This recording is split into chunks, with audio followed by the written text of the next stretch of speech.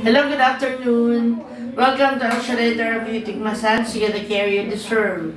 Ngayon, narito po tayo ngayon after ng therapy sa nanay ni Taniel na kanina, no?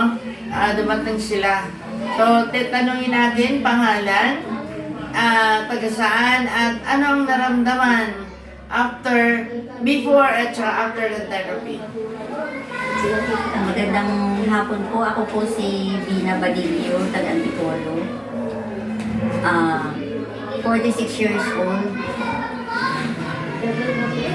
Una po, sinumpong po ako ng sakit, pananakit ng aking tagiliran. Halos hindi ko na makaya, gumagapang na ako sa sakit.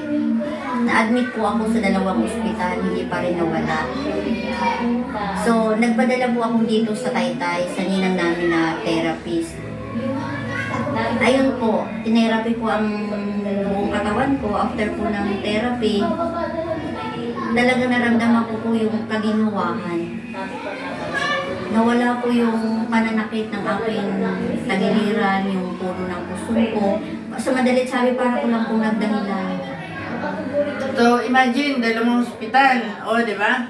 So, ibig sabihin, sa Diyos talaga walang imposible. Kaya sa pamagitan ng therapy na may pananalig at pananampalataya ay talaga na-achieve. Kanina dumating, lulugo-lugo, hindi alam kung anong gagawin.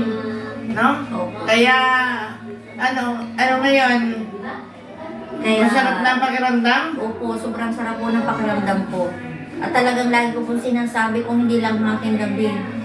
Talagang dito ako magpapatakbo, ayaw ko ng doktor. Kasi nasa doktor na ako, nasa emergency room na ako. May pain reliever na ako, umiiyak pa rin ako sa sakit. Talagang hindi kong kayanan ang sakit. Anong di ba nag-lab test ka na? Nilab test na po ako, lahat ginawa sa akin. X-ray, kinunan po ako ng ihi at dugo. Dinala rin ako sa OB-GYN para makita yung matres ko. Lahat naman po clear ang result. Kaya nakakapagtaka po saan nagagaling yung sakit.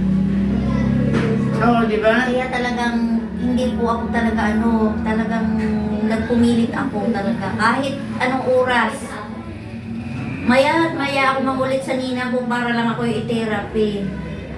At alam ko dito po ako gagaling. So, kasi sa Diyos walang imposible, no? Kaya maniwala ka. Kanina, nakakapag-himala, 2 ospital ang pinuntahan, may iniinom ng gamot. So, salamat sa Diyos. Dito talaga, miracles are forever. Kaya, salamat. Don't forget to like, share, and subscribe. At syempre, itong itong pasyenteng ito, talaga naman, mamaya magpapatutuos siya dun sa gawain sa rooftop, no? Patutuya. Kaya, salamat sa Diyos. Pasalamat ka sa Panginoon. Kaya maraming salamat po sa Panginoon sa ginamit po niyang instrument para po mawala yung aking karamdaman. Maraming salamat po, Yahweh Shaddai. To God be the highest glory.